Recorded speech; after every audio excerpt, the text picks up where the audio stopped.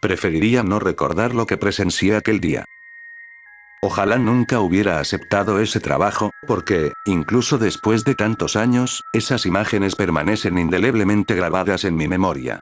Esa cinta era una visión hacia el mismísimo infierno, creadas por algo peor que un monstruo o un demonio. En el año 2003, trabajé en un pequeño club de video, de esos que ya no existen, donde se rentaban cintas VHS. Tenía apenas 15 años y solo buscaba un trabajo de verano para ganar algo de dinero extra, suficiente para salir con mis amigos al cine o a las salas de arcade que estaban de moda en ese entonces.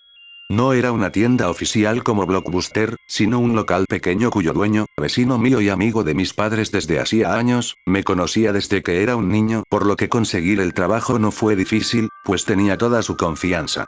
No voy a mentirte, trabajar en un lugar así era bastante divertido. Aprovechaba los momentos donde no había clientes para ver películas en una vieja televisión CRT. Incluso me esforzaba en adoptar una actitud ruda, o cool, cuando alguna chica linda venía a rentar una película. Todo marchaba bien, hasta que llegó ese día. Lo recuerdo con claridad. Aquella mañana llegué al local con cierta inquietud. Había estado viendo varios panfletos sobre la desaparición de un compañero de mi escuela, lo cual no dejaba de preocuparme. Al llegar al local, mi vecino ya estaba preparando todo para abrir al público y me saludó. Me comentó que había recibido cajas con nuevas cintas y que debía reponerlas. En tono de broma le respondí: solo porque trabajo aquí no significa que pueda abusar de su poder y autoridad. Ambos nos reímos. En el fondo, aquel comentario absurdo no era más que mi intento por aliviar la angustia que sentía.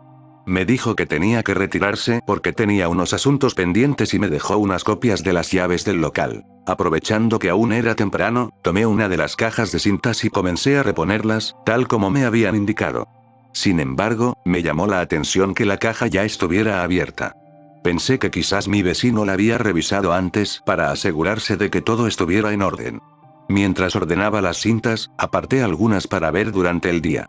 Entre ellas, encontré una que no tenía portada, solo una etiqueta parcialmente arrancada. Intrigado, la coloqué junto a las demás. Como de costumbre, algunos clientes llegaron a lo largo del día. Rentaban películas, o simplemente miraban las estanterías, me preguntaban por alguna recomendación, leía la contraportada y se iban. Entre momentos de tranquilidad, aprovechaba para seguir viendo películas. Ese día terminé viendo 2 o 3 hasta que, finalmente, la curiosidad me venció y decidí revisar ese misterioso VHS. Reproduje la cinta. La cinta comenzó con la introducción de Spider-Man de 2002. Qué raro, ¿por qué no tenía su portada? Me pregunté mientras me acomodaba para verla. Todo parecía normal al principio, pero pronto comenzaron a aparecer cortes a pantalla negra que no lograba entender.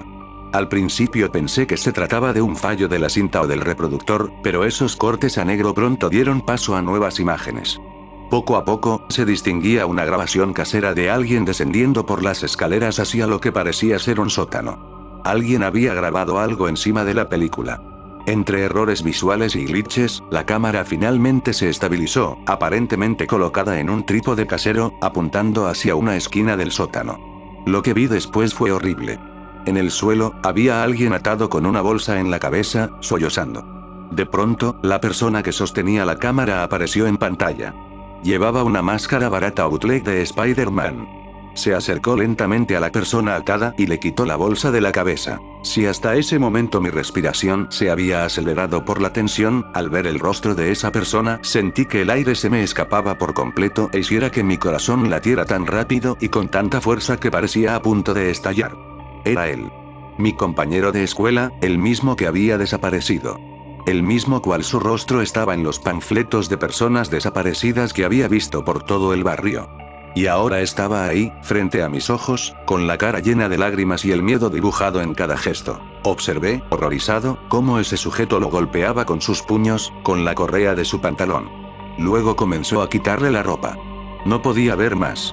Quería detenerme, apagar el reproductor, sacar la cinta, pero no pude. Estaba completamente paralizado, como si el miedo y el shock me hubieran convertido en una estatua viviente. No podía dejar de mirar, atrapado por la crudeza de las imágenes. En un momento de lucidez donde por fin pude reaccionar, quité la cinta. Entre los nervios y el miedo, quería llamar a la policía, pero en ese entonces no tenía celular. El único teléfono disponible estaba en la oficina de mi vecino. Corrí hacia allí, pero la puerta estaba cerrada con llave. Recordé las copias que me había dado y, con manos temblorosas, probé cada una. Ninguna funcionó. Ninguna era para la oficina. Desesperado, reuní toda la fuerza que tenía como un joven de 15 años y empecé a patear y embestir la puerta con mi cuerpo. Ni siquiera sé por qué lo hice, si por estupidez o por puro pánico. El caso es que, tras varios intentos, logré derribarla. Corrí hacia el escritorio y tomé el teléfono para llamar a la policía, pero entonces algo en la pared llamó mi atención. Me quedé helado. Ahí estaban los panfletos de personas desaparecidas, incluido el de mi compañero de escuela. Pero no era el único. Había muchas fotos y panfletos más, de niños, niñas y jóvenes, todos colgados en esa pared como un macabro mural. El miedo me consumió. No podía dejar de temblar. Cada respiración agitada hacía que sintiera que iba a desmayarme. En un arrebato de estupidez o desesperación, empecé a registrar la oficina. No sé qué buscaba, pero encontré una caja. Dentro había más cintas, iguales a la que yo había encontrado. Pero estas tenían etiquetas con nombres: Elizabeth, Carlos, Edwin. Javier. Todos eran los nombres de esos niños desaparecidos. En esa misma caja también estaba la máscara de Spider-Man que había visto en la cinta. Pero no era la única. Había muchas más máscaras, todas de personajes infantiles y reconocidos. Y cuando pensé que las cosas no podían empeorar, encontré algo más en el fondo de la caja. Una carpeta. Mi curiosidad y miedo me impulsaron a abrirla. Dentro había fotos. Fotos mías. Desde que era bebé hasta la actualidad. Había muchísimas. Mis manos soltaron la carpeta y esta cayó al suelo. No podía moverme, paralizado por el terror. No sabía qué hacer. ¿Ir con mis papás? ¿Llamar a la policía? ¿Huir y jamás volver? Lo lógico en una situación así sería acudir a la policía, pero el miedo y el pánico me nublaban la mente. Estaba completamente perdido. Con esfuerzo, logré recuperar algo de aliento y tomé algunas cintas de la caja. Las guardé en mi mochila y salí corriendo hacia mi casa. Si el vecino viene a buscarme, al menos mis padres me protegerán, pensaba una y otra vez, tratando de calmarme. Lo único que quería era llegar a casa y contarles todo. Mientras corría por las calles, sentía el miedo como un peso insoportable en mi pecho. Temía convertirme en parte de esas cintas, en otro rostro de su macabro mural. Temía encontrarme cara a cara con ese sujeto que ya no veía como un humano. Llegué a casa. Les expliqué todo a mis padres y llamaron a la policía. La policía nos había dicho que mi vecino aparentemente habría escapado y que harían de todo por encontrarlo. Durante ese tiempo no podía dormir. Despertaba casi gritando del miedo por pesadillas en la que mi vecino me atrapaba y me encontraba en ese sótano. Muchas noches no podía parar de pensar en cuántos niños habían sido víctimas de este monstruo. Me cuesta todavía creer que alguien que conocía desde que era un bebé y que consideraba una buena persona me tuviera en una lista para secuestrar y saber qué otras cosas me habría querido intentar hacer. Han pasado muchos años desde que vi aquella cinta, aquel mural.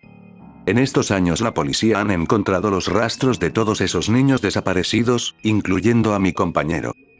Todavía me cuesta creer que ese vecino en realidad era peor que un monstruo. Es algo que jamás voy a poder olvidar o siquiera superar.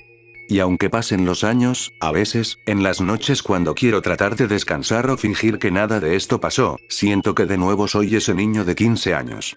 Con miedo. Con miedo de que me atrape. Con miedo de ser parte de su maldito mural.